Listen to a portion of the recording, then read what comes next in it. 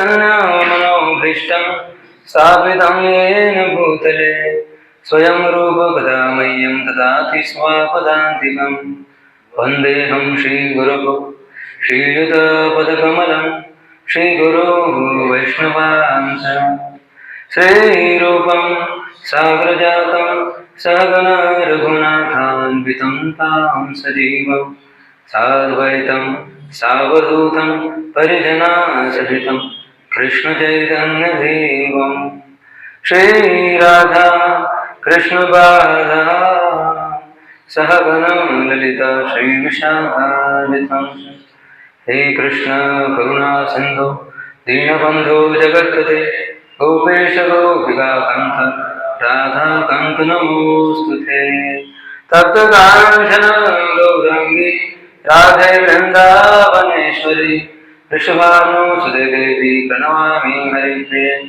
पञ्चाकल्पतरुभ्यश्च कृपासिन्धुभ्येव च हरिदानां पावनेभ्यो वैष्णवेभ्यो नमो नमः। नमो विष्णुपादाय कृष्णप्रेष्ठाय भूतले श्रीमते भक्तिवेदान्त स्वामिनिति नामिने नमस्ते सारस्वते देवे गौरवाणी प्रचारिणे निर्विशेष शून्यवादी पाश्चात्यदेशतारिणे जय श्री कृष्ण चैतन्य प्रभु नित्यानंद श्री अद्वैत गदाधर श्रीवासादि गौर भक्तवृंद हरे कृष्णा कृष्णा कृष्णा हरे हरे हरे राम राम राम हरे हरे।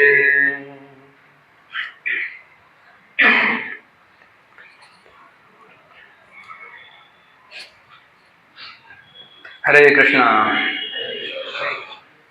तर पुन्हा एकदा आपल्या सगळ्यांचं आजच्या सत्रामध्ये आपल्या स्तुती कोर्सचं शेवटचं सत्र आहे आणि आजचं शीर्षक आहे स्ट्रेस इंटू स्माइल।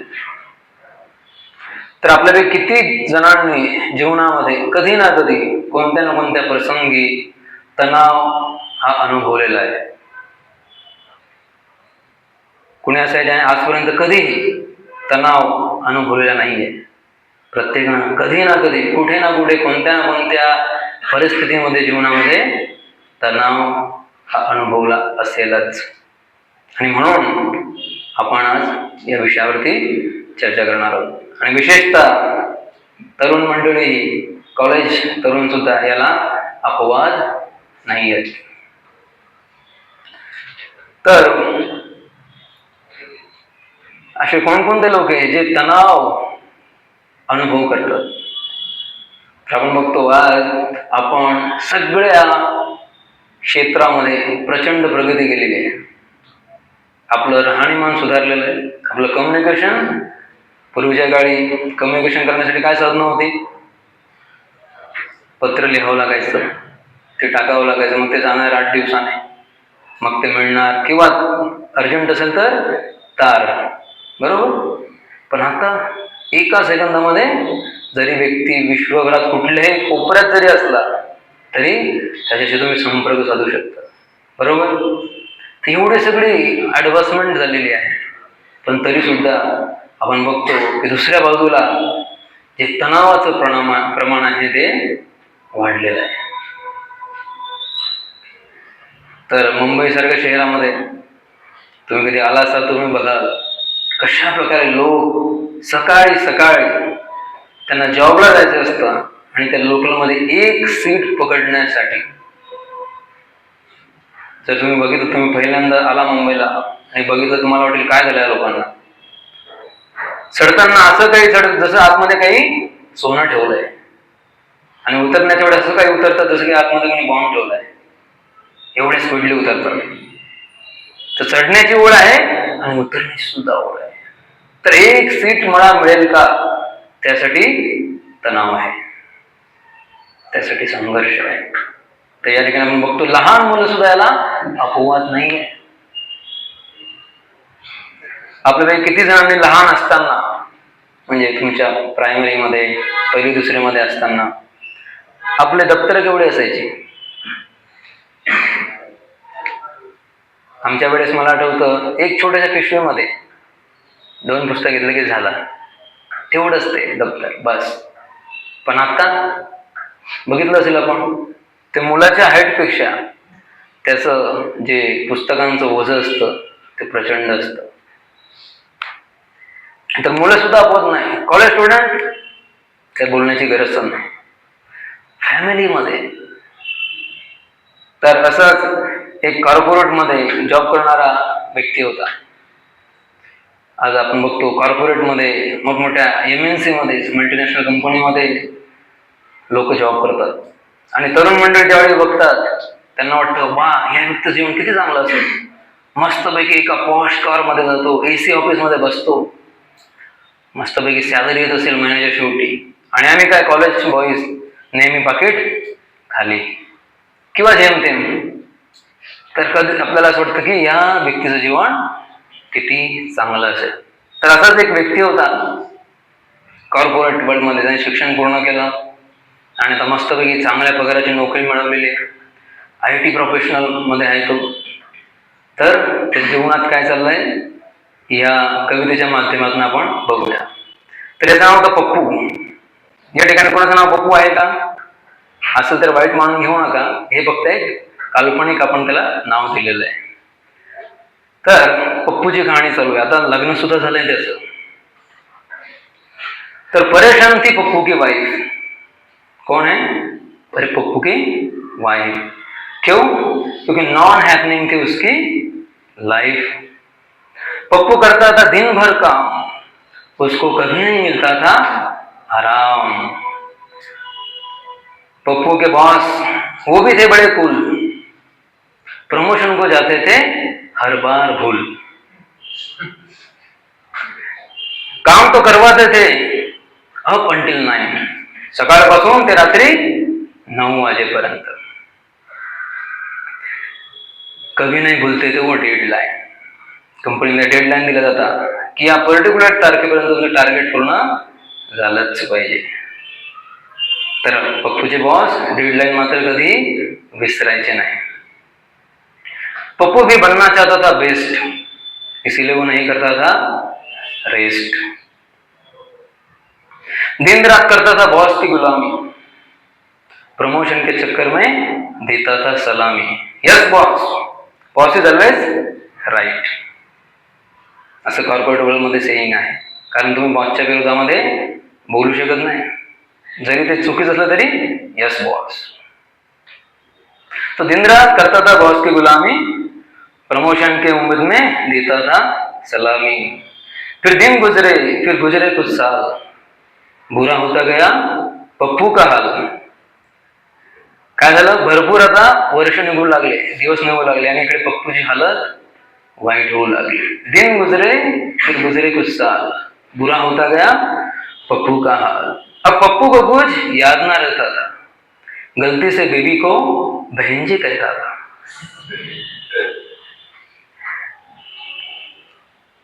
एक दिन पप्पू को समझ आई और छोड़ दी उसने प्रपोजल की मोहमाया. बॉस को बोला, क्यों सताते हो, अप्रेजल के नाम पे क्यों सताते हो,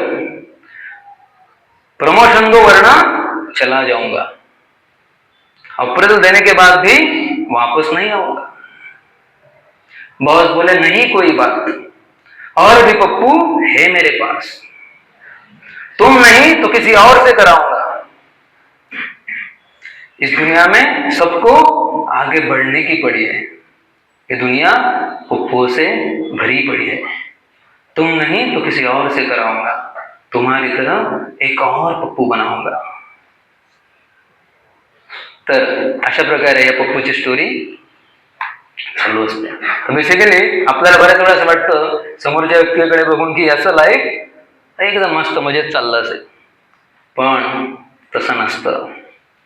या जगामध्ये असं कोणीही नाही ज्याच्या जीवनामध्ये समस्या आहेत, प्रॉब्लेम्स आहेत, चॅलेंजेस आहेत.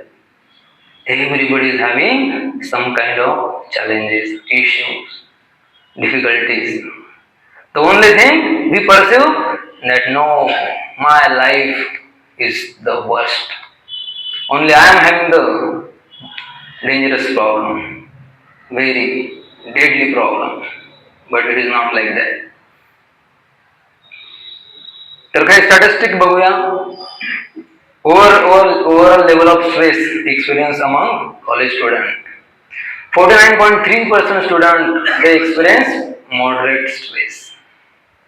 Only 1.5% they are saying no stress. आम्हाला काहीही तणाव नाही आहे. 19.7% they are saying ठीक आहे थोडाफार. आणि 29.5% they are saying high stress. तर बघा almost 50% people, 50% student they are having moderate म्हणजे बऱ्यापैकी तणावग्रस्त असतात. आणि म्हणून आपण बघतो आजकाल जो एरा आहे that is called disease of mental era. पूर्वीच्या काळी शारीरिक व्याधी असायच्या आणि त्यावरती उपाय नसायचे. पूर्वीच्या काळी प्लेग जर रोग झाला म्हणजे व्यक्ती जाणार, कारण काही औषध उपलब्ध नव्हतं. देवीचा रोग झाला तर काही औषध उपलब्ध नव्हतं. पण आज आपण बघतो ह्या सगळ्या रोगांवरती औषध उपलब्ध आहे. पण तरी सुद्धा दिवसेंदिवस हॉस्पिटलचं प्रमाण वाढत आहे. जे सायकॅट्रिस्ट आहेत त्यांचं प्रमाण वाढत आहे. त्यांच्याकडे जाणाऱ्या लोकांचं प्रमाण वाढत आहे. तर आज आपल्याला बॉडी कदाचित फिट दिसेल परंतु मेंटली डिस्टर्ब आणि मन आणि स्ट्रेस याचं खूप क्लोज रिलेशन आहे. ते आज आपण बघणार आहोत. म्हणून stress is called silent killer. जसं एक पॉयझन असतं ना, हळूहळू दिलं जाणार एक पॉयझन असतं, तसंच स्ट्रेस काय आहे, सायलेंट किलर आहे. बरेचसे जे आपले आजार आहेत ते अगोदर मनापासून सुरू होतात. असं म्हणतात मन चंगा तो सब चंगा. मन जर व्यवस्थित असेल तर बॉडी पण व्यवस्थित असते. कारण मनाचा सरळ सरळ संबंध कोणाशी आहे, शरीराशी आहे. आपण कालच्या परवा चर्चा केली होती कसं आपल्या शरीराचे दोन वेगवेगळे भाग आहेत, एक स्थूल शरीर आणि एक सूक्ष्म शरीर. आणि सूक्ष्म शरीरामध्ये मन आहे आणि मनाचा सरळ संबंध आहे स्ट्रेसशी. आता बघूया कॉजेस ऑफ स्ट्रेस. काय कारण आहेत ज्यामुळे आपल्या जीवनामध्ये तणाव आपण अनुभवतो. What are the various reasons? What are the reasons? Let us go step by step. The first reason is competitive mentality. स्पर्धात्मक मानसिकता. आपल्या सोबतचा मुलगा जर त्याला एखाद्या परीक्षेचे मध्ये चांगला मार्क मिळाले, त्याला यश मिळालं, तर आपल्या मनामध्ये काय भावना निर्माण होतात, ईर्ष्या निर्माण होते. कसे काय याला चांगले मार्क मिळाले, मला का नाही मिळाले. आपण म्हणतो मनातल्या मनात बोलत नाही शकत आपण, हर कुत्ते का दिन आता आज इसका दिन भी आ गया. तर मनामध्ये ते सहन होत नाही आपल्याला की कसं याला चांगले मार्क्स मिळाले. त्याला म्हणतात जेलसी. आपल्यापेक्षा कोणी सुंदर असेल, हँडसम असेल, तरी सुद्धा आपल्याला ते सहन होत नाही. आपण लगेच त्याची खोड काढायला तयार असतो, त्याला इतरांमध्ये कमी दाखवायला तयार असतो. तर आणि दुसरे रिझन आहे कंपॅरिझन. तो C for competitive mentality and C for comparison. तुलना करणं. अरे मी असा आणि हा असा, माझ्याकडे ही गोष्ट का नाही आहे. दुसऱ्याकडे बघून आपण डिप्रेस होतो. तर कंपॅरिझन तर हा एक डेडली डिसीज आहे, तुलना करण्याचा. आणि याचं उत्तर आपण पुढे जाऊन सोल्युशन पार्टमध्ये बघणार आहोत. तुलना करण्याची टेंडन्सी आपल्या सगळ्यांमध्ये आहे. नाही कोणी नसेल तर आपण शेजाऱ्याची तुलना करतो. मला आठवतं आमच्या घराच्या बाजूला शेजारी 2 भाऊ राहायचे. दोघांचं लग्न वगैरे झालेलं परिवार आहे, पण प्रत्येक गोष्टीमध्ये एका दुसऱ्याची तुलना करायचे. याच्या घरामध्ये टीव्ही आला तर काही दिवसामध्ये याच्या घरामध्ये टीव्ही आलाच पाहिजे. याने फ्रीज घेतला तर याच्याकडे आलाच पाहिजे. आणि नेहमी दोघांमध्ये स्पर्धा चालू की आम्ही वरचढ आहोत तुमच्यापेक्षा. तुलना, कंपॅरिझन.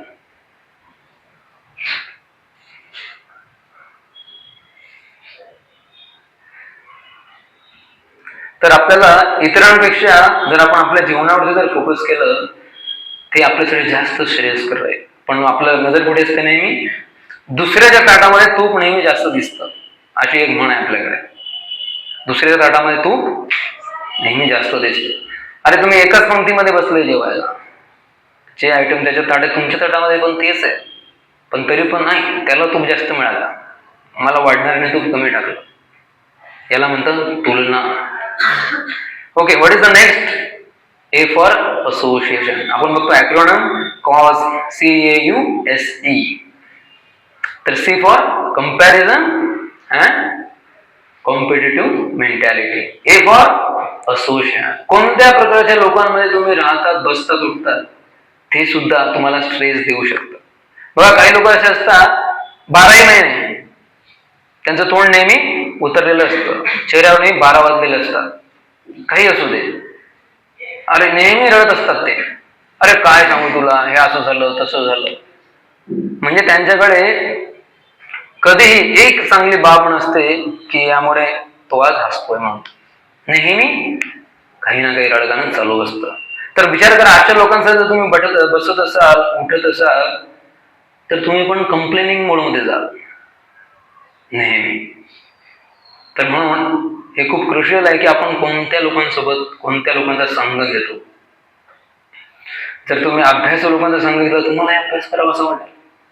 तुम्ही जर फिरणारे, मजा मारणाऱ्या लोकांच्या सोबत आहात, तर तुम्हालाही वाटेल याला जीवन म्हणतात, मी सुद्धा हेच करायला पाहिजे. आता परवाच्या दिवशी मला आपल्यापैकी एका जणांनी विचारलं की हे सगळं तुम्ही सांगताय ते कळतंय, एक प्रेरणा मिळते, परंतु हे पालन कसं होईल, त्यासाठी काय करायला पाहिजे? तेव्हा मी त्यांना सांगत होतो की सगळं बरोबर आहे, इथून बाहेर पाय टाकता क्षणी जे काही प्रेरणा मिळेल ती सगळी फिरून जाईल. पण जर का तुम्हाला पुढे जायचं असेल तर तुम्हाला सगळ्यात अगोदर तुमचा संघ बदलावा लागेल. तुमचे कितीही चांगले इंट्युएशन असले, किती इन्स्पिरेशन मिळालं तुम्हाला, पण तुम्ही जर तुमचा संघ बदलायला तयार नसाल, तुमचे तेच मित्र आहेत जे नेहमी टाइमपास करतात आणि आजही तुम्हाला त्यांना सोडायला होत नाहीये, तर विसरून जा. तुम्ही असे कितीही सेमिनार अटेंड केले तरी सुद्धा ती प्रेरणा कधी ऍक्शन मध्ये येणार नाही. तर म्हणून association is very important. Okay, what is the next? Unhealthy lifestyle. Unhealthy late night, रात्रभर नेटफ्लिक्स आहे, यूट्यूब आहेच, आणि फ्रीमध्ये आहे. 4G आलं, 5G आलं, आणि आपल्याला वाटतं ते फ्रीमध्ये आहे. नाही मित्रांनो, फ्रीमध्ये नाही आहे. आणि something is free, you are the product. तुमचा बहुमूल्य वेळ घेऊन जाता येते. अगोदरच्या जनरेशनमध्ये, म्हणजे आपले आई आणि बाबा त्यांचं जे जनरेशन आहे, त्यावेळेला स्त्रिया सगळ्यात लवकर उठायच्या घरी, तुम्ही बघितलं असेल, आणि संपूर्ण घरासाठी कुकिंग वगैरे सगळी धुणी भांडी सगळं करायच्या त्या, आणि त्यामध्ये त्यांना अभिमान वाटायचा. आजकाल काय बघतो आपण, उठायला तयार नाही कोणी घरामध्ये. जो कामाला जातो विचारा, तो पण बाहेरूनच त्याची काहीतरी कुठून जेवणाभरण्याची व्यवस्था करतो, कारण घरातल्या व्यक्तीला त्याच्यासाठी जेवण बनवण्यासाठी अजिबात उत्साह नाही. तर अनहेल्दी लाईफस्टाईल. आपण रात्री झोपणं, उठणं, भगवंताने रात्र बनवली झोपण्यासाठी आणि दिवस बनवलाय काम करण्यासाठी. आपण आज एक्झॅक्टली उलट करतोय. तुम्ही मुंबईला कधी याल तर असं म्हणतात, मुंबईचे लोक कधी झोपतच नाही, कारण तुम्ही 2 वाजेपर्यंत लोकल चालू असते. 2 वाजेपर्यंत. का? तर सगळे MNC मध्ये काम करणारे मुलं, कॉल सेंटर मध्ये काम करणारे मुलं, 3ही शिफ्ट मध्ये काम करतात. मग कसं झोपते मुंबई? पण याचा सरळ सरळ परिणाम कुठे होतो? आपल्या आरोग्यावरती. आपलं शरीर एक मशीन आहे. खाण्यामध्ये हे तर झोपणं, आणि आपण खाण्यामध्ये पण तेच.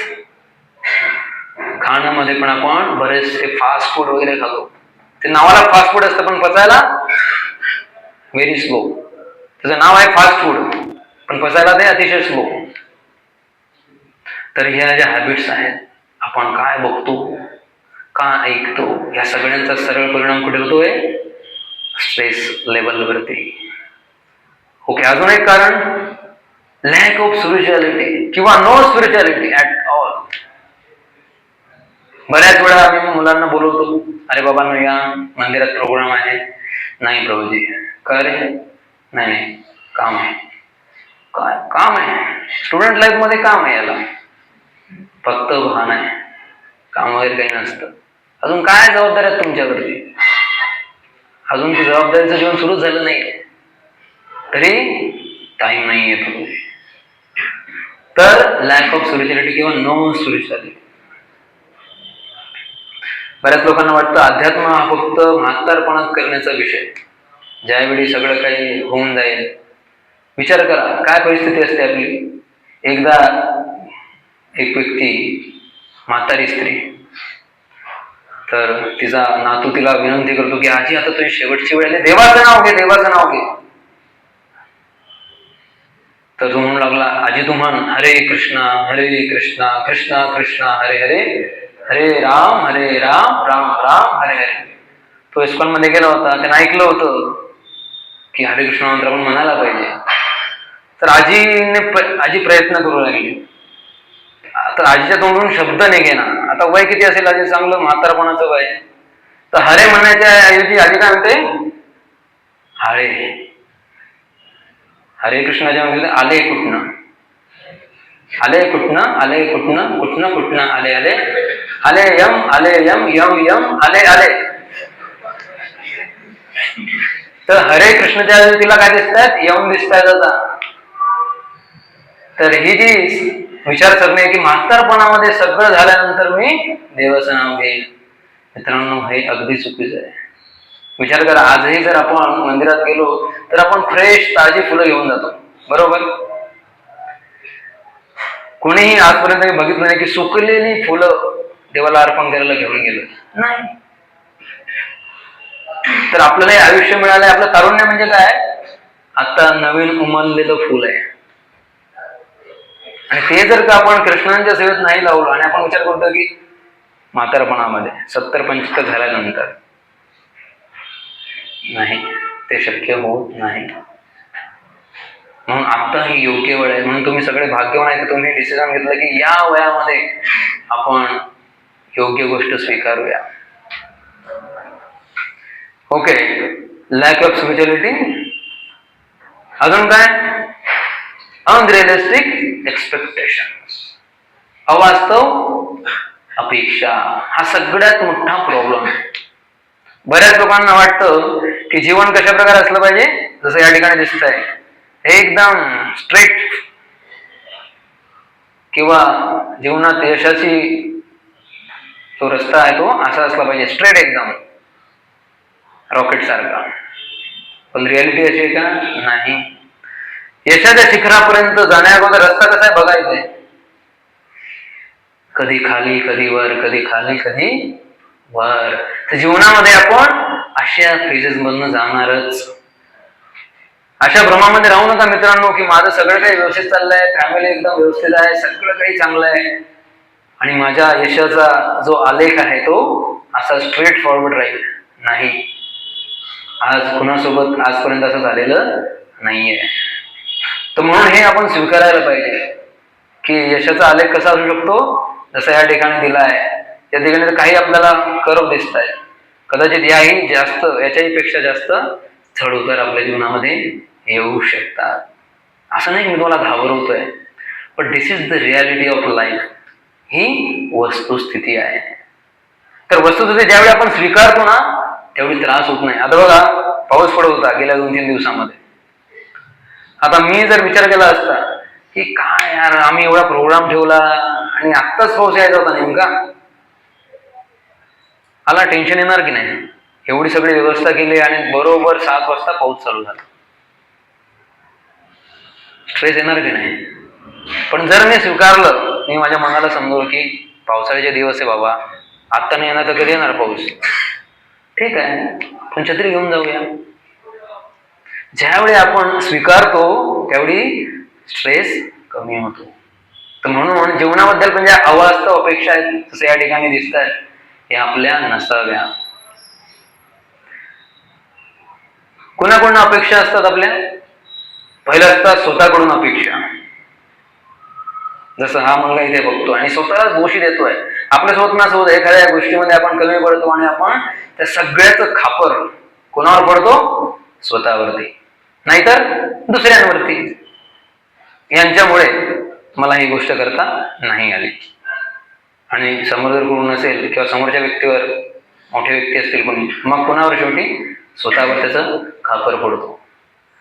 बिकॉज ऑफ मीच नालायक आहे, माझ्याकडनं काही होणार नाही, I am good for nothing, अशा प्रकारे आपण विचार करू लागतो. तर म्हणून स्वतःकडून सुद्धा आपण अवास्तव अपेक्षा ठेवणं चुकीचं आहे. पॅरेंट्स एक्सपेक्टेशन, वडिलांच्या अपेक्षा असतात की नाही? आई वडिलांच्या अपेक्षा तुमच्याकडून सगळ्या त्यांना, आणि त्यामध्ये काहीही चुकीचं नाहीये. असा विचार करू ना की माझे आई वडील माझ्याकडे एवढी अपेक्षा करतात. नाही, प्रत्येकाचे आई वडील प्रत्येकाकडून अपेक्षा करतात. तर असेच एक वडील होते. तर मुलाला विचारतायत, काय झालं, तुझा रिझल्ट येणार आहे ना? येणार होता, काय झालं रिझल्ट बद्दल? का म्हणतो, ते डॉक्टर आहेत ना, त्यांचा मुलगा फेल झाला. नाही अरे, मी तुझ्याबद्दल विचारतोय. नाही बाबा, तो इंजिनियर काका आहेत ना, त्यांचा मुलगा आहे ना, तो पण फेल झाला. अरे गाढवा, तुझ्याबद्दल विचारतोय. नाही, ते आपले दुकानदार काका आहेत ना, त्यांचा मुलगा पण फेल झाला. वडिलांना राग येतो. अरे गाढवा, तुला कळत नाही का, तुझ्या रिझल्ट बद्दल विचारतोय. मुलगा म्हणतो, डॉक्टरांचा मुलगा फेल झाला, इंजिनियर काकांचा मुलगा फेल झाला, व्यापारी काकांचा मुलगा फेल, तुम्ही काय आइन्स्टाईन आहेत का तुमचा मुलगा पास होईल?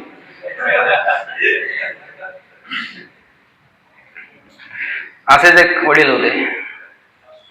त्यांना पण मुलाकडनं खूप अपेक्षा. तर त्याचा रिझल्ट येणार होता 8 दिवसानंतर.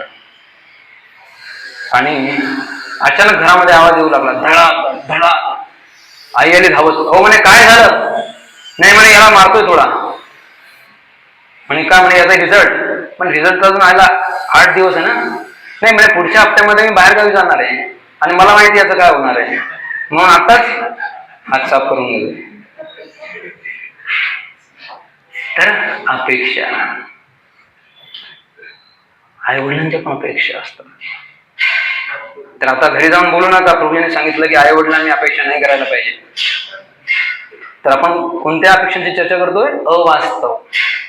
एक असतं अनरिअलिस्टिक एक्सपेक्टेशन आणि एक असतं रिअलिस्टिक एक्सपेक्टेशन. तर अपेक्षा अशा असाव्यात, पण रिअलिटी, रिअलिस्टिक.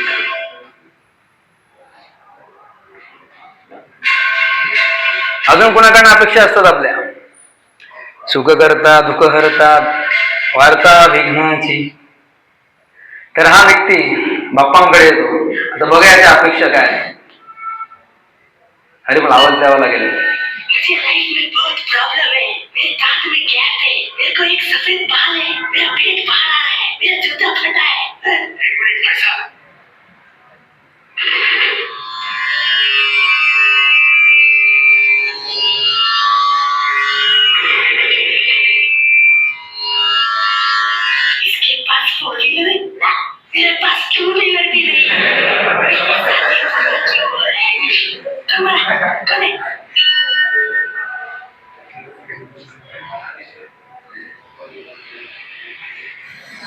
तर बघा, ही छोटीशी गोष्ट आहे. आपण बघतो की नेहमी आपण देवापुढे जाऊन काय करतो, आपलं लिस्ट काढतो आणि नेहमी माझ्याकडे हे नाही, माझ्याकडे ते नाही. आपण या ठिकाणी बघितलं, त्याच्याकडे सगळं आहे तरी सुद्धा कंप्लेनिंग आहे. अपेक्षा काय की देवाने सगळं काही माझ्या इच्छा पूर्ण कराव्या. मी लिस्ट द्यायची आणि देवाने ती पूर्ण करून द्यायची. मी 100 रुपयाची दक्षिणा द्यायची आणि देवाने माझी इच्छा पूर्ण करायची. मी एक नारळ चढवणार आणि देव मला काय देणार? 1.25 लाखाची लॉटरी फक्त. अपेक्षा. तर देवाकडनं पण आपली अपेक्षा. सोसायटी, किती लोकांनी ऐकलंय, तुमचे काका आले घरी, मामा आले घरी, मग काय भाड्या यंदा 10वी आहे. चाललाय ना अभ्यास? तुमच्या मनात काय विचार येतो सांगा. अरे कधी कोणी विचारा तरी मला, काय चाललंय तुझं बाबा, अभ्यास व्यवस्थित चालू, तुला काही त्रास होतोय का? ते नाही. काय यंदा 10वी आहे म्हणजे काय, कळत ना कळतपणे ते काय प्रेशर टाकतायत. परिवाराच्या अपेक्षा, नातेवाईकांच्या अपेक्षा. तो देशमुखांच्या घरामध्ये जन्माला आला, माहिती तुला? आपल्या कुळाचं नाव आहे अपेक्षा. तर अशा प्रकारे अपेक्षांच्या ओझ्याखाली आपलं जीवन चालू असतं आणि आपली परिस्थिती अशा प्रकारे होते. तर याच्यावरती आपलं एक सेपरेट लेक्चर आहे, मॅनेजिंग एक्सपेक्टेशन. अपेक्षांचं ओझं वाहताना आपण स्वतःला कसं सांभाळलं पाहिजे. तर आज आपण हे नाही घेणार आहोत, मी तुम्हाला जे सांगतो information. Okay, what is the next? Overthinking about what will people से.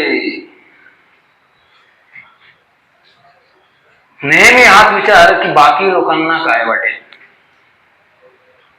मी असा ड्रेस घातला तर माझे मित्र काय म्हणतील, मी अशी हेअरस्टाईल केली तर माझे मित्र काय म्हणतील. नेहमी इतरांच्या अपेक्षांप्रमाणे जीवन जगण्याचा प्रयत्न करणे. तर याच्यामुळे होतं काय, दुसऱ्यांसाठी जीवन जगता जगता आपण स्वतःसाठी जीवन जगणं विसरून जातो.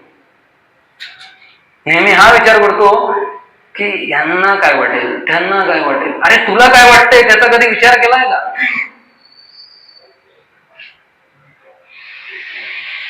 लोग क्या कहेंगे, लोग क्या कहेंगे, लोग क्या कहेंगे, ये भी आप ही सोचेंगे तो फिर लोग क्या सोचेंगे. तर म्हणून हे सुद्धा चुकीचं आहे. तरी आपण बघितलं कॉज. आता बघूया सोल्युशन्स काय. कारण नुसतं चर्चा केली प्रॉब्लेम बद्दल आणि सोल्युशन नाही सांगितलं तर मग काय फायदा.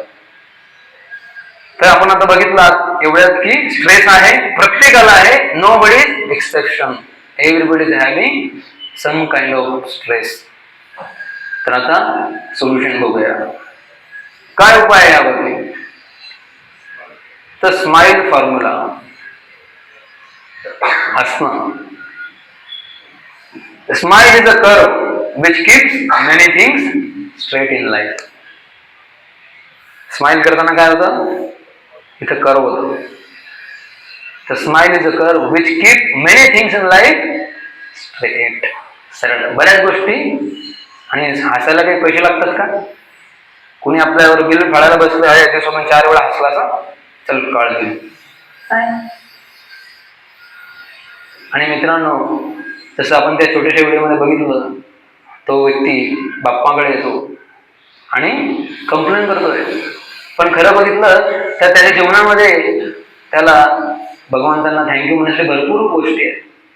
आणि त्याच्या बाजूला आले तो, त्याला तर पायही नव्हते, पण तरी सुद्धा तो बाप्पापुढे येऊन काही बोलला का, बघून जे काही आहे ते थँक्यू, निघून गेला. तर म्हणून आपण थोडं हसायला पाहिजे. बरेच डॉक्टर म्हणतात की हसणं हा एक उत्तम व्यायाम सुद्धा आहे. तर आता आपण सोल्युशन पार्ट बघतोय. तो S stand for shifting from personalities to person. तर बऱ्याच वेळा आपण आपली personality, how I am looking externally, that is important. काय घातलेला आहे, कोट घातलेला आहे, असं म्हणजे कॉलेजमध्ये पण एक कोणता डे असतो तो सगळे कोट घालून जातात त्या दिवशी. भले तो उधारीचा का असतो ना, तो भाड्याचा. पण एकदा एका मोठी सोसायटी होती मुंबईमध्ये, मोठमोठ्या बिल्डिंग्स आहेत. तर अशा मोठ्या 25 माळ्याची बिल्डिंग, त्याच्यामध्ये लिफ्ट लावलेली होती. तर ते लिफ्ट ना स्लो चालायची थोडी. तर सगळे रहिवासी कंप्लेंट करू लागले की काय हे लिफ्ट लावली, आमचं सगळं आयुष्य असं वाटतं लिफ्ट मध्ये चाललंय. तर मग इंजिनियरने विचार केला, आता हे लिफ्ट बदलवणं म्हणजे खूप खर्चाचं काम आहे, आता एवढं मोठी लिफ्ट सोपं थोडी आहे. मग त्याने एक युक्ती केली आणि काय केलं, लिफ्ट मध्ये 3 आरशे लावले. आरशे मोठ्या साईजचे असे. आणि सगळ्या कंप्लेंट येणं बंद झालं. काय झालं असेल, जसा व्यक्ती आतमध्ये लिफ्ट मध्ये जातो,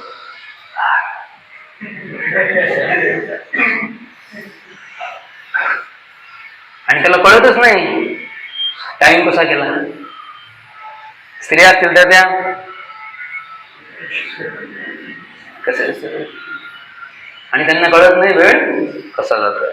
तर याला म्हणतात externally we are so focus की मी कसा दिसतोय,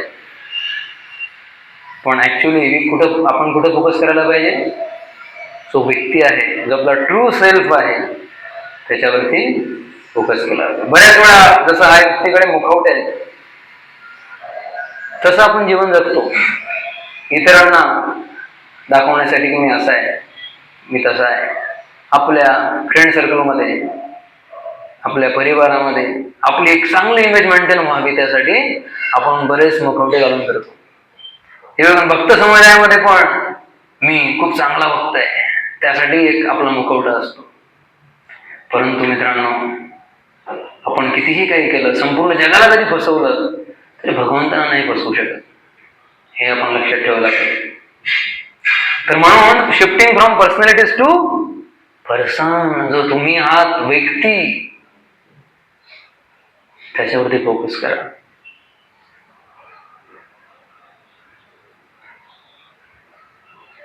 तर S for shifting from personalities to person.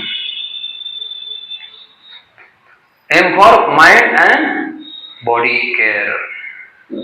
तर मागच्या वेळी पण आपण चर्चा केली होती कशा प्रकारे मन आणि बॉडी यांचं कनेक्शन आहे. एक आहे हार्डवेअर आणि एक आहे सॉफ्टवेअर. तर जसं एक गाडी आहे, गाडीमध्ये इंजिन असतं, ते इंजिन चालण्यासाठी आपण काय करतो, त्याच्यामध्ये डिझेल, पेट्रोल, ही गाडी जी असेल त्या प्रकारे आपण इंधन टाकतो. तर त्या गाडीचं खाद्य काय, इंधन आहे. पण जो गाडीचा ड्रायव्हर आहे त्याला पण आपण ते पेट्रोल देतो का, नाही. त्याचं खाद्य वेगळं आहे, त्याला डाळ, राईस, चपाती, सब्जी लागते. आपण असं म्हणू शकत नाही ठीक आज डिझेल भेटत नाही का, थोडी डाळ टाकून दे, असं करतो कधी नाही. कारण दोघांचं खाद्य हे वेगळं आहे. तर म्हणून आपल्या मनासाठी त्याची सुद्धा काळजी घेणं आवश्यक, कारण सगळ्या गोष्टी या मनापासूनच स्टार्ट होतात. ईर्ष्या कुठे आहे, मनामध्ये. अरे बोल, त्याला थोडा आवाज बंद करायला सांगा साहेबांना.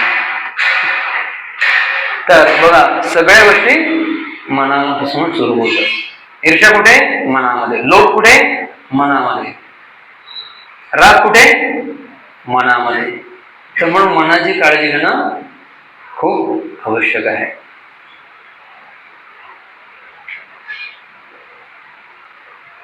तर या ठिकाणी काय घडतंय जरा बघा, आपल्या मनासोबत काय चाललंय. Your mind is like a factory. The ingredients you are putting into it will be used to make the final product your life. तर आपल्या मनाच्या फॅक्टरीमध्ये काय काय चाललंय जरा बघा. मीडिया, ड्रामा, निगेटिव्हिटी चालली आहे, चर्चा, गॉसिप वगैरे, ह्या सगळ्या गोष्टी आपण इथे फीड करतो. तर आउटकम काय निघणार. तुम्ही किती लोक ते दळण दळायला गेले चक्कीवरती, तर तुमचं जे दळण, जे धान्य आहे, ज्वारी असेल, गव्हाची असेल, व्हॉटएव्हर, ते ज्या क्वालिटीचं असेल त्याच क्वालिटीचं पीठ येणार ना. वरून आपण धान्य टाकतो आणि खाली पीठ निघते. तर तुमचं जे धान्य ते जर काळं असेल आणि तुम्ही अपेक्षा करता की नाही माझं पीठ सफेद आलं पाहिजे, पांढरं आलं पाहिजे, पांढरं शुभ्र, होईल ते नाही, अशक्य आहे. त्याचप्रमाणे मित्रांनो, जर आपण इथे मनामध्ये नको असलेल्या गोष्टी फीड करतो आहोत, तर आपण कशी अपेक्षा करू शकतो की आपले विचार अतिशय चांगले असतील, नाही, इम्पॉसिबल. तर म्हणून मनाची काळजी घेणं आवश्यक आहे. तर म्हणून याला म्हटलं जातं GIGO principle, garbage in garbage out. जर इथे कचरा गेला तर काय निघेल, इथून पण कचराच निघेल. इथून जर पॉझिटिव्हिटी गेली तर इथून सुद्धा पॉझिटिव्हिटी निघेल. इथून जर निगेटिव्हिटी गेली तर इथून सुद्धा निगेटिव्हिटी निघेल. आणि इथे जर तुम्ही गुड फीड केलं, चांगल्या गोष्टी ऐकल्या, चांगल्या गोष्टी फीड केल्या, तर इथून सुद्धा चांगला निघेल. So this is garbage in garbage out. म्हणून हे नेहमी लक्षात ठेवा, कारण सगळं कुठून स्टार्ट होतंय? आपल्या इथून आणि विचारांपासून. तर हा एक छोटासा व्हिडिओ आहे, आपण सगळ्यांनी काळजीपूर्वक बघायचा आहे.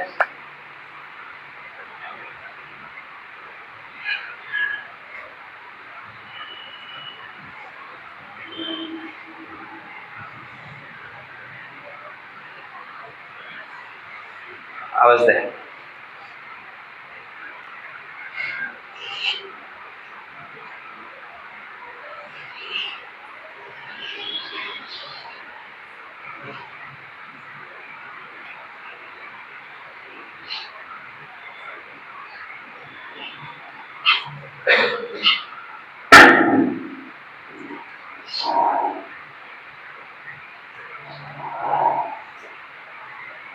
नाही असू दे, ओढू नको तो. हरी बोल.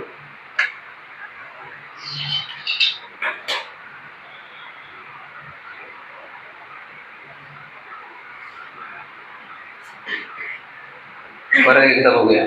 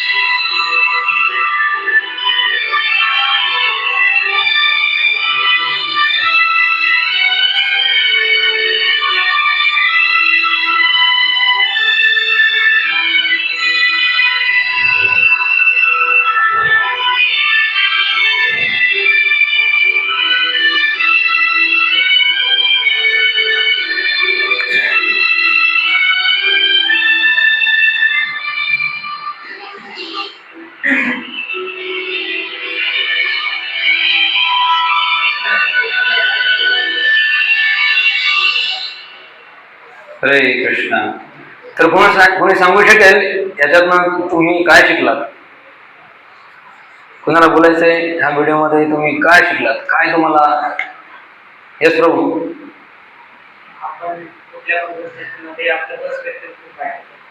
पर्स्पेक्टिव्ह खूप मॅटर करतो. ओके, अजून कोणाला काही बोलायचंय? सॉरी, मला ऐकायला नाही. काय म्हणताय? पेशन्स. पेशन्स असणं खूप आवश्यक आहे. यस.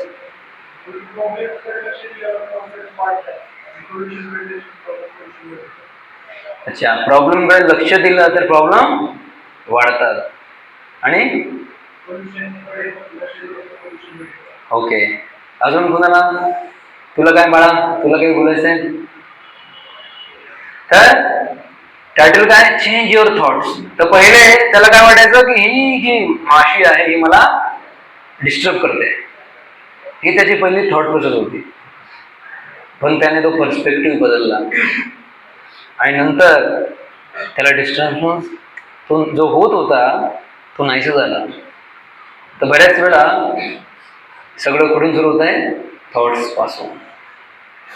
म्हणून आपल्या थॉट्सला, मनाला सांभाळणं आवश्यक आहे. ठीक आहे, मनाचं आपण चर्चा केली, आता शरीराला सांभाळणे सुद्धा आवश्यक आहे. शरीर हे आपल्याला मिळालं एक साधन आहे ज्याच्याद्वारे आपण बरंच काही करू शकतो. परंतु जसं आपण सुरुवातीला बघितलं की आपण जर अनहेल्दी हॅबिट्स, अनहेल्दी लाईफस्टाईल जगलो तर लवकरच हे जे साधन मिळालं आहे आपल्याला ते आपण गमावून बसू. आणि असे कित्येक लोक आहेत या जगामध्ये त्या नको त्या व्यसनांपायी त्यांनी आपल्या शरीराची राख रांगोळी करून घेतलेली आहे. तर शरीराची काळजी घेणं सुद्धा आवश्यक आहे. तर आपल्या शरीरामध्ये किती 5 तत्व आहे, अर्थ, वॉटर, फायर, एअर, इथर. तर असं म्हणतात की आपण या 5ही गोष्टींचं सेवन करायला पाहिजे.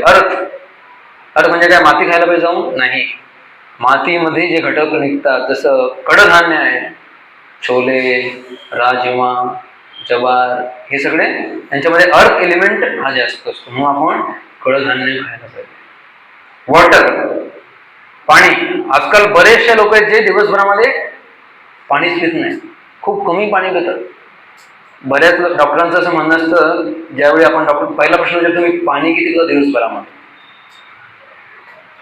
त्यांना आठवावं लागतं की सकाळी किती 1 ग्लास, त्याच्यानंतर नाही, पिलंच नाही पाणी. किंवा जेवताना जेवढं ते डाळ वगैरे खाल्ले तेवढंच पाणी. तर आपण पुरेपूर पाणी पिणं हे सुद्धा आवश्यक आहे. फायर, अर्थ बघितलं आपण, वॉटर, फायर. अग्नी कशी खायची, माचीस पेटवायची अशी फिरवायची इथे? नाही. अग्नितत्व म्हणजे काय, बाहेर जे सूर्यप्रकाश आहे त्या प्रकाशामध्ये सुद्धा आपण कधीतरी जायला पाहिजे, उभं राहायला पाहिजे. आणि हे सगळं आपल्या संस्कृतीमध्ये ऑलरेडी आहे, परंतु आपण आजकालची जी मॉडर्न लाईफस्टाईल जगतो आहोत त्यामध्ये आपण हे विसरत चाललोय. महिने सूर्याची किरण अंगावर पडतच नाही. तर हे मात्र चुकीचं आहे मित्रांनो. जे आपल्याला फ्रीमध्ये मिळतंय, औषध आहे, ते बऱ्याच रोगांचं निदान हे केवळ सूर्यप्रकाशामध्ये, एवढी एनर्जी सूर्यामध्ये. तर म्हणून आपण अर्थ, वॉटर, फायर सुद्धा ग्रहण केली पाहिजे. एअर, आकाश. आकाशाला कसं खायचं आता, बाहेर जाऊन असं करायचं नाही, आकाश. तर काही गोष्टी त्याच्यामध्ये आकाश तत्व असतं, ते सुद्धा आपण ग्रहण केल्या पाहिजे. आणि शेवटचं आहे इथर. तर ज्यावेळी आपण उपवास करतो तर त्यामुळे काय होतं, ह्या गोष्टीला आपल्या सिस्टमला काय होतं, ब्रेक मिळतो. मी मगाशी म्हटलं आपलं शरीर काय आहे का मशीन प्रमाणे. जसं तुमच्या घरामध्ये एखादी मशीन असेल, रेफ्रिजरेटर, मिक्सर असेल किंवा कोणतेही यंत्र असेल, त्याला कंटिन्युअस तुम्ही चालू ठेवू शकत नाही 24 तास. त्याच्यामध्ये दिलेलं असतं 2 तासानंतर याला ब्रेक द्या तरच ते चालेल.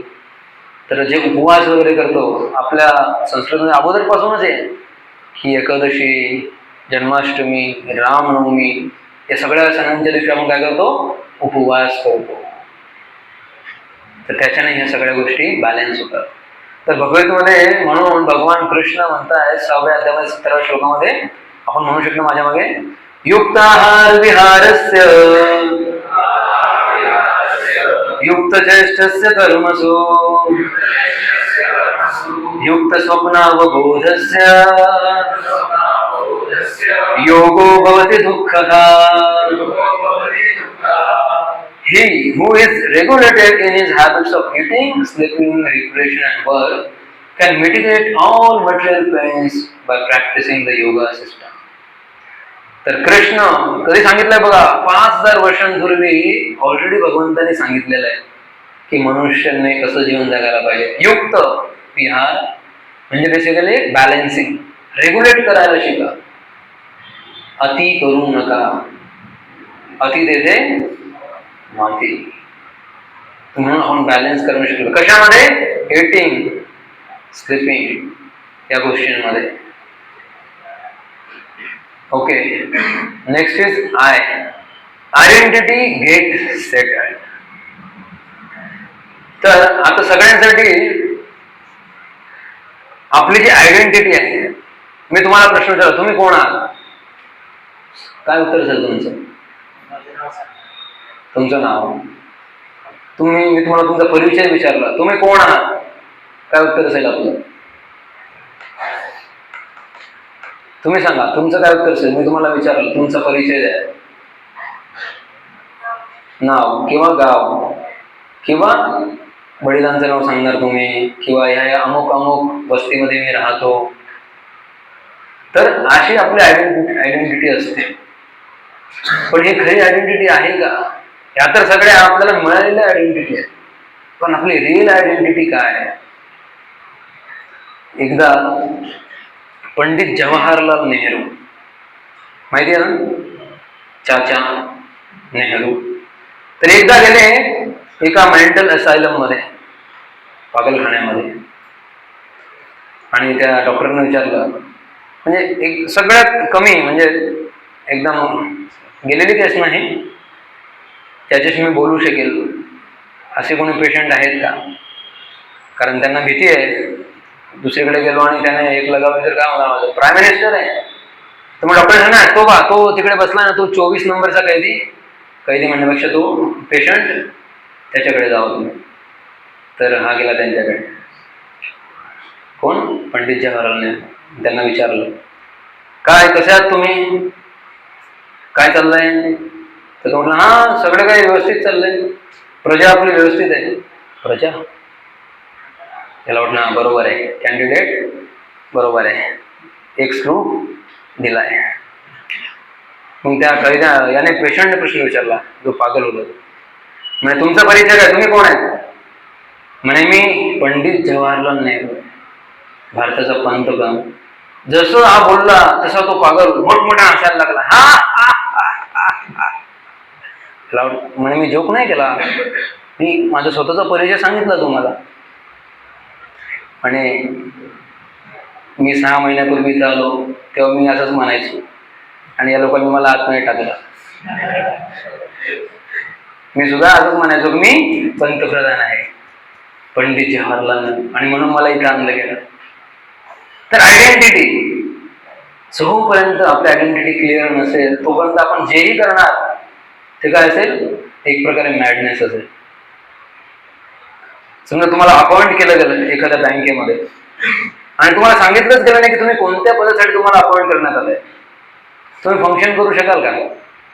कारण बँकेमध्ये भरपूर स्टाफ आहे, शिपाई पण आहे, झाडू मारणारा पण आहे, कॅशियर पण आहे, आणि तुम्हाला अपॉइंट केलंय, पण तुम्हाला सांगितलं नाही की तुम्ही कोणत्या पदासाठी अपॉइंट केलं गेलंय तुम्हाला. म्हणजे तुम्हाला तुमची आयडेंटिटीच क्लिअर नाहीये, तुम्ही फंक्शन करू शकाल नाही. म्हणून आयडेंटिटी क्लिअर असणं खूप गरज आहे. कारण आपली आयडेंटिटी जी असते तीच आपल्या इच्छा निर्माण करत असते. आयडेंटिटी.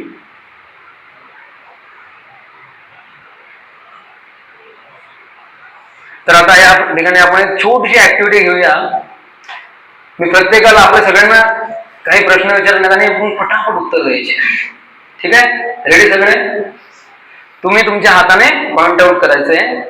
मी जे तुम्हाला विचारणार त्या गोष्टीकडे तुम्ही तुमचं जे हे बोट आहे ते ठेवायचं आहे. तुमचं डोकं कुठे आहे? तुमचे कान कुठे आहेत? तुमचे पाय कुठे आहेत? तुमचं हृदय कुठे आहे? तुमचे खांदे कुठे आहेत? तुम्ही कुठे आहात?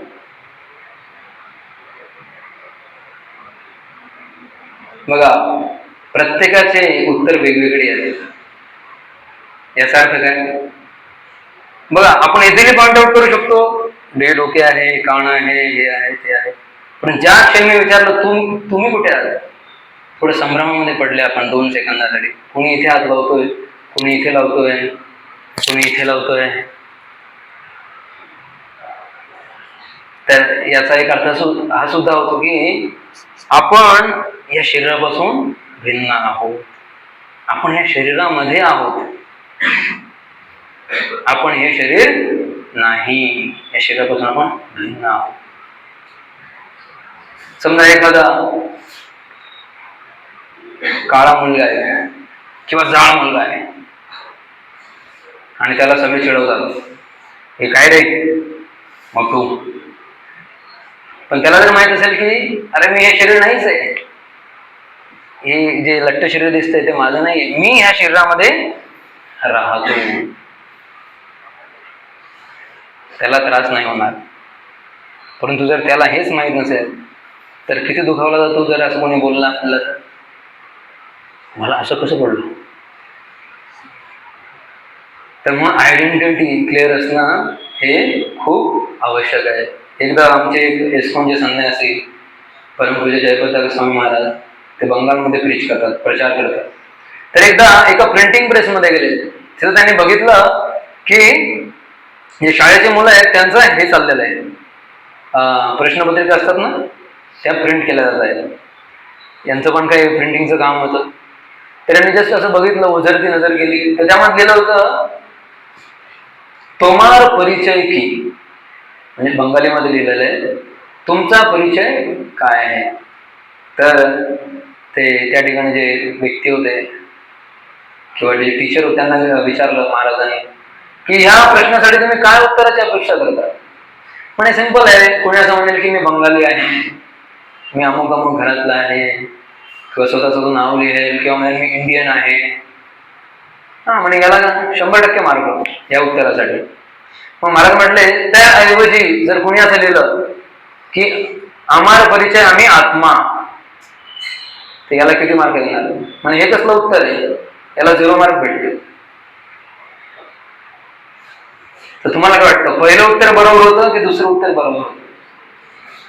दुसरं उत्तर हे खरं उत्तर आहे, परंतु त्याला मार्क किती आहेत, 0.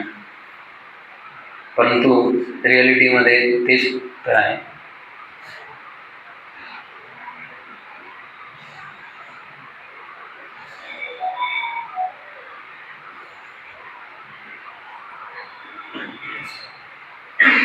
Okay, what is the next, L. तर आपण ॲक्रॉनिम बघतोय, smile, SMIL, L for learning attitude. तर आपला नेहमी जो मानसिकता कशी असली पाहिजे, काहीतरी शिकण्याची. बघा प्रत्येक जीवनामध्ये समस्या येतात असं कोणी नाही, परंतु त्या समस्येला आपण कसं हँडल करतो ते महत्वाची गोष्ट आहे. जीवनामध्ये बऱ्याच वेळा सेटबॅक्स येतील, आपल्याला अपयशाला सामोरं जावं लागेल, पण त्यावेळी आपण कसं त्याला हँडल करतो ते महत्वाचं. त्यातून काहीतरी आपण शिकतो का, शिकलो तर त्याला म्हणतात लर्निंग ॲटिट्यूड. एकदा 2 मित्र इंटरव्ह्यूला चालले होते, मस्तपैकी चकाच इंटरव्ह्यूला जायचंय ना, कपडे वगैरे घातले मस्त जात आहेत, आणि काय झालं, अचानक वरतून पक्ष्यांनी प्रसाद दिला आणि तो विचारायचा इथंच पडला. तर समोर बाजूचा मित्र म्हणून अरे यार काय झालंय, आता इंटरव्ह्यूला जायचं होतं. तर बाजूचा मित्र त्याला त्याच्यावरती दया आली की अरे अरे अरे किती वाईट झालं, आता तुला परत हे करावं लागणार, परत जावं लागणार, परत तुला उशीर होणार. ठीक आहे, तो बोलून तर निघून गेला आणि अजूनही तो विचार करतोय की अरे खूप वाईट झालं, खूप वाईट झालं. दुसरा मित्र आला पण चेंज करून दुसरा, पण याच्या मनाने काय विचार आहे, इंटरव्ह्यू झाल्यानंतर दुसरा मित्राला विचार काय एवढं सगळं झालं, तुझ्या डोळ्यावर तुझ्या चेहऱ्यावर असं वाटलंच नाही काही झालं म्हणून. आणि बघ मी विचार केला, बरं झालं पक्षी उडतात, त्यावेळी जर हत्ती उडत असतं तर माझं काय झालं असतं, की बरं झालं देवाने फक्त पक्ष्यांनाच उडायची मुभा दिलेली आहे, हत्तींना उडायची मुभा दिलेली नाही, नाही तर माझं काय झालं असतं. तर प्रत्येक दृष्टीमध्ये असं काहीतरी शिकण्याची किंवा सकारात्मक दृष्टिकोन ठेवणं आवश्यक आहे. कारण निगेटिव्ह दृष्टिकोन असणं ते स्वाभाविक आहे, त्याच्यामध्ये काही मोठी गोष्ट नाही. परंतु असा सकारात्मक आणि काहीतरी शिकण्याची इच्छा असणारा दृष्टिकोन तो योग्य आहे. एकदा एक राजा होता, त्याची 3 मुलं आहेत, पण त्याची मरण्याची परिस्थिती आली आहे. पण त्याची इच्छा होती शेवटची, त्याच्याकडे किती 17 घोडे आहेत. आणि म्हटलं की माझ्या या 3 मुलांमध्ये या 17 घोड्यांना डिवाइड करायचं आहे. एकाला 50% द्यायचं आहे, एकाला 1/3 द्यायचं आहे, आणि एकाला 1/9 द्यायचं आहे. तर कसं करायचं डिवाइड? आता 17चे तर 50% केले, किती होतात? 8.5. 8.5 घोडे कसे वाटायचे? त्याने काय सांगितलं होतं? 50% एका मुलाला द्यायचे. शक्यच नाही ते. मग त्यांचे जे गुरु आहेत त्यांच्याकडे त्यांनी अप्रोच केला की काय करायला पाहिजे गुरु. तर गुरुंकडे एक घोडा होता. ते गुरु म्हटले की हा घोडा त्या 17मध्ये ऍड करा. किती झाले आता? 18च्या नेहमी किती होतात? 9 दिले एकाला, उरले किती? 9. 1/3 किती होतात? 3.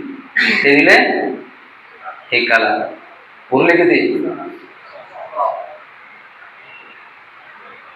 नाही, 1/6 होतं ना एकाला.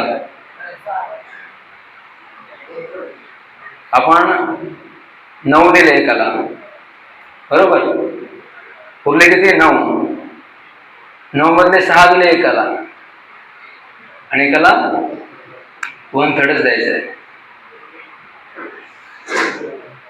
किती राहिले? तर 2 त्याला दिले, उरला एक, तो गुरुने परत घेतला. Problem solve.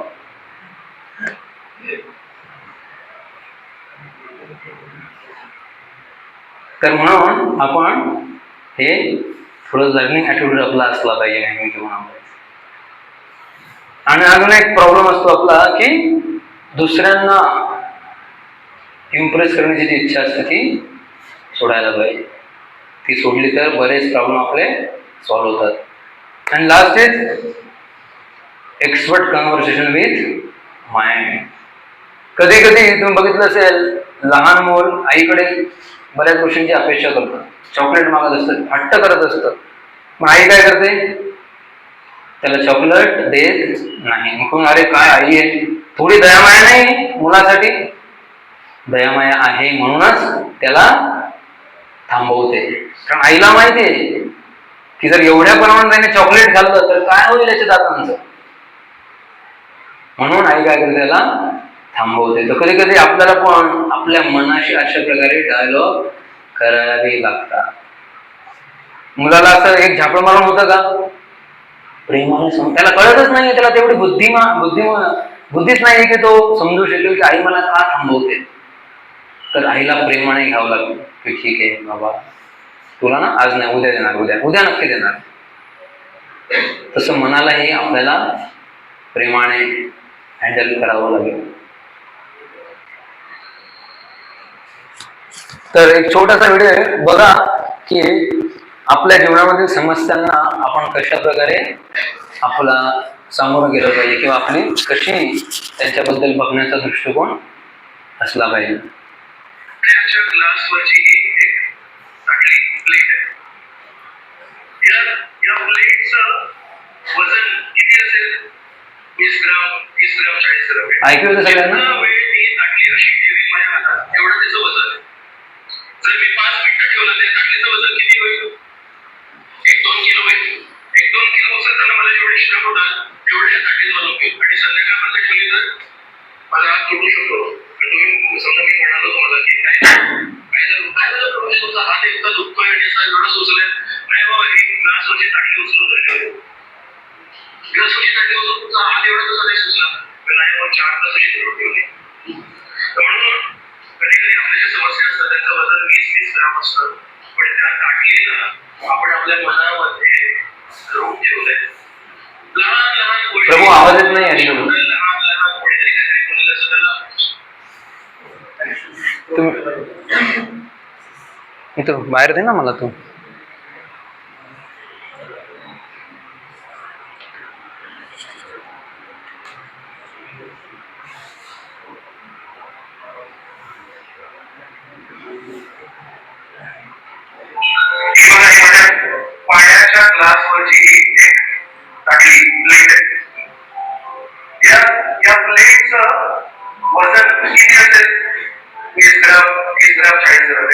जितका वेळ मी ताटली अशी ठेवली माझ्या हातात तेवढं त्याचं वजन.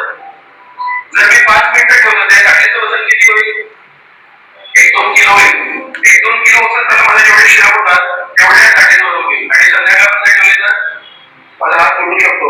तुम्ही समजा मी म्हणालो तुम्हाला की काय नाही हो, काही जर काय झालं प्रॉब्लेम, तुमचा हात एक्स्ट्रा दुखतोय आणि एक्स्ट्रा जरा सुचलाय नाही हो, आणि ग्लासवरची ताटली उचलून धरली होती. ग्लासवरची ताटली उचलून तुमचा हात एवढा सगळ्या सुचला नाही हो, 4 तास ठेवली होती. म्हणून कधी कधी आपल्याला समस्या असतात त्याचं वजन 20-30 ग्राम असतं, पण त्या ताटलीला आपण आपल्या मनामध्ये धरून ठेवलंय. लहान लहान गोष्टी, लहान लहान शब्द, लहान लहान कोणीतरी काहीतरी बोललेलं असतं त्याला 4, 5, 6, 7, 8, 20, 40 वर्ष मनात धरून ठेवलंय. तो माणूस जो बोलला ते शब्द पण गेले, तो माणूस पण गेला, आपण किती बदललोय त्यावेळेस आपण पण कसे नवीन होतो. त्यावेळेस आपली चेतना कशी होती? लहानशी चेतना होती. मला असं बोलत की दाखवतो तुला 2000 मध्ये, 1995 मध्ये, 1985 मध्ये जर कोणी काहीतरी आपल्याला बोललं असेल तर ती ताटलीचं वजन होतं. त्याला आपण आता 40 वर्ष झाले त्याला असं करून ठेवलंय. आपण आपला हात सूच घेण्यासाठी प्रयत्न करतो. तर भागवत आपल्याला हे सांगतं, तुम्ही पण छोटे आहात आणि कारण तुम्ही छोटे आहात म्हणून तुमची समस्या पण छोटी आहे असं होऊ शकत नाही. मुंगीची समस्या हत्तीच्या समस्येपेक्षा मोठी समस्या आहे. मुंगी छोटी आहे, मुंगीची समस्या पण छोटीच आहे. हत्ती मोठ्या आहे, हत्तीची समस्या पण मोठी आहे. जर आपण आहेतच लहान, जर आहेतच आपण प्रत्येक श्लोकामध्ये भावना मिळेल आपण दास आहे, आपण सेवक आहे. तर या इतक्या प्रेमाच्या भावनेने जर आपल्याला भागवत सांगतोय की आपण लहान आहे, आपल्या समस्या मोठ्या केली तर हे जेव्हा आपल्याला भागवत वारंवार सांगताय आपण लहान आहे, आपण दास आहे, आपण सेवकांच्या सेवकांच्या सेवकांच्या सेवकांच्या वृत्तीमध्ये असायला पाहिजे. मग आपल्याला कळतं की आपल्या समस्या काय आहे, आपल्या समस्या जर लहान आहेत आपण काय करायला पाहिजे? त्या समस्यांना घेऊन द्यायचं नाही, त्या ताटलीला खाली ठेवून द्यायचं, आपले हात मोकळे होतात, मग आपण आपली फीडबॅक काढू शकतो त्या हाताने. पण जेव्हापर्यंत त्या छोटीशी ताटली आहे पण त्याला धरून ठेवलेला हात असतो, पण जप करताना हातामध्ये शक्ती नाही बोलत. हरे कृष्ण. तर म्हणून आपण काय करायला पाहिजे? डोंट होल्ड, धरून ठेवू नका छोट्या छोट्या गोष्टी, छोट्या छोट्या समस्या. बघा एक प्रकार जो सूर्य निघतो रोज, आपण कधी सूर्योदय बघितला असेल, किती मोठा आकार आहे सूर्याचा. तर 1 रुपयाचं नाणं माझ्याकडे आहे, त्या नाण्याने त्या सूर्याला मी दाखवू शकतो का? शक्य आहे. पण समजा तो सूर्य आणि माझे डोळे याच्यामध्ये ते नाणं जर मी इथे धरलं माझ्या डोळ्याच्या इतक्या जवळ, तर तो सूर्य झाकला जाईल की नाही? सूर्य नाही झाकला गेला, माझी दृष्टी त्या रुपयामुळे, त्या नाण्यामुळे झाकली गेली. तर मित्रांनो, कधी कधी आपण सुद्धा काय करतो, ती समस्या, प्रत्येक जीवनाने समस्या आहे पण ती एवढ्या जवळ घेतो आणि त्यामुळे काय होतं, त्या व्यतिरिक्त आपल्याला दुसरं काही दिसतच नाही. तर म्हणून आपण आपल्या समस्यांना एवढं त्या नाण्याप्रमाणे जवळ घेणं सुद्धा चुकीचं आहे. याचा अर्थ असा नाही की आपण आपल्या समस्यांकडे लक्ष देऊ नये. जे पॉसिबल आहे ते आपण करायलाच पाहिजे, जे आपल्या हातामध्ये आहे ते आपण करायलाच पाहिजे. तर 2 शब्द आहेत, एक आहे चिता आणि एक आहे चिंता. चिता चिंता समाही कृप्ता बिंदू मात्रम विशेषतः सजीवम दहते चिंता निर्जीवम दहते चिता. चिंता आणि चिता दोघांमध्ये फक्त एक अनुस्वार, त्याचा फरक आहे. पण जी चिंता असते ती आपल्याला नेहमी आयुष्यभर जाळत राहते. चिता तर फक्त एकदाच जाळते आपल्याला मेल्यानंतर, परंतु चिंता आपल्याला प्रत्येक क्षणोक्षणी जाळत असते. म्हणून चिंता करू नका. मग तुम्ही म्हणा प्रभूजी आता उद्यापासून बस काही टेन्शनच घ्यायचं नाही, परीक्षा येऊ दे, काही येऊ दे, असा अर्थ घेऊ नका. तर 2 शब्द आहे आपल्याकडे, एक आहे चिंता, एक आहे काळजी. दोघांमध्ये डिफरन्स आहे. चिंता ही नकारात्मक भावना आहे, पण काळजी ही सकारात्मक भावना आहे. तर चिंता करणं म्हणजे काय? अरे बापरे, परीक्षा जवळ आली, 3 महिन्याचा अभ्यास केला नाही, आता 2 दिवसामध्ये काय होणार माझं, अरे सगळ्या मित्रांचा अभ्यास झालाय, मीच एकटा आहे, माझाच अभ्यास झाला नाही, आता काय होईल? पहिल्या मागच्या वर्षी 4 बॅक लागलेले आहेत. याला म्हणतात चिंता. पण काळजी म्हणजे काय? तो प्लॅनिंग करतो की ठीक आहे, माझ्याकडे 1 महिना राहिलेला आहे, तर मी आता माझ्या विषयांची विभागणी अशा प्रकारे करतो. मी 3 दिवस या एका विषयाला देणार, हा विषय जास्त कठीण आहे, याला 5 दिवस देणार. हा विषय सोपा आहे, याला मी एका दिवसामध्ये निपटवणार. याला म्हणतात काळजी. तर चिंता करण्यापेक्षा काळजी करा. काळजी ही सकारात्मक भावना आहे. तर म्हणून आपल्या ज्या चिंता असतात, सो कॉल्ड चिंता, त्याबद्दल काही स्टॅटिस्टिक या ठिकाणी दिले. तर 60% of our worries never happens. ज्या काही आपण चिंता करत असतो त्यापैकी 60% चिंता कधी घडतच नाही. किती? 60%. That is huge. 15% कशाबद्दल चिंता असते? भूतकाळाबद्दल. आणि भूतकाळाला आपण बदलू शकतो का? नाही. आपण कितीही त्याबद्दल खळे फोडत राहिलो की नाही असं असं व्हायला नव्हतं, असं कसं झालं, असं नकोच व्हायला होतं, तो भूतकाळ बदलणार नाही. 10% चिंता कशाबद्दल असतात? ज्या गोष्टी भविष्याबद्दल ज्या आपल्या हातामध्येच नाहीये. तुम्ही आता कॉलेज स्टुडंटला तुम्ही विचार करताय, अच्छा माझ्या मुलाचं लग्न होईल का? अरे तुझं स्वतःचं लग्न झालं आणि मुलाच्या लग्नाची विचार चालू. मुलाची जी सून येईल ती मला वागवणार काही नाही म्हातारपणात, का मला वृद्धाश्रमात जावं लागेल? अरे ज्या गोष्टी आपल्या हाताच्या बाहेरच्या आहेत त्याबद्दल चिंता करून काय होणार आहे? उलट आपला जो वर्तमान काळ आहे तो बेस्ट होणार आहे, जो प्रेझेंट आहे तो बेस्ट होणार आहे. म्हणून जी गोष्ट तुमच्या हाताबाहेर आहे त्याचा चिंता करू नका. फक्त 15% आपले जे इश्यू असतात ते रिअल इश्यू असतात आणि त्यावरती आपण फोकस करायला पाहिजे. त्या ठिकाणी एक सुंदर स्लाइड आहे की आपण चिंता का नाही करायला पाहिजे. तर बघा, तुमच्या जीवनामध्ये समस्या आहेत, याचं उत्तर 2 प्रकारे येऊ शकतं. एक आहे एस. जर जीवनामध्ये समस्या असेल तुम्हाला यस पूर्वी समस्या आहे, ओके. त्याच्यानंतर काय? Can you do something about it? त्याबद्दल तुम्ही काही करू शकता का? तुमच्या हातामध्ये आहे, करण्यासारखं आहे काही?